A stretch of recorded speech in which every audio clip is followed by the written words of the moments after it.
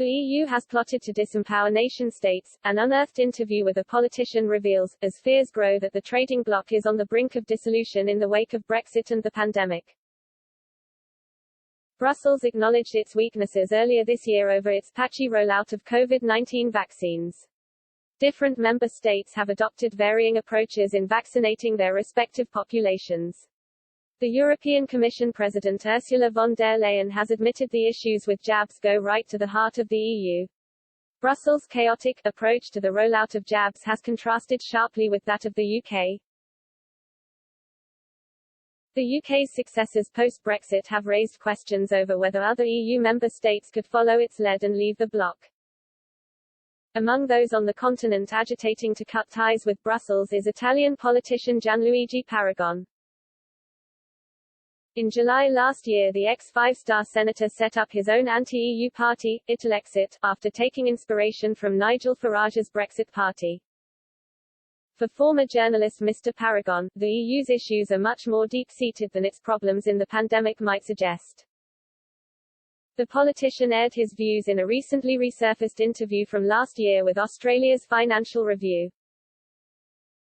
He said, "This was the long-run plan of the European Union all along, disempower nation-states, disempower national governments, and disempower national constitutions. The latest recovery plan is just one further step in that direction." Mr. Paragon launched his party in the middle of the pandemic last year following a meeting with Mr. Farage in London. At the time he said, "We can no longer be blackmailed by countries that offend the great prestige of Italy." He also said that only a really sovereign state like the UK can tackle the economic meltdown sparked by the spread of COVID-19. However, his plan is not to push for a referendum like the UK's vote in 2016, in which a majority of the public backed leaving the EU. Instead, Mr. Paragon has said he would prefer to contest the next Italian general election, which is set to take place by May 2023. In his interview with Financial Review, the politician also hit out at Germany and the sway it holds among EU chiefs. He said, "We have an incredibly beautiful country, we have great food, great wine, great places, great industries that are successful all around the world.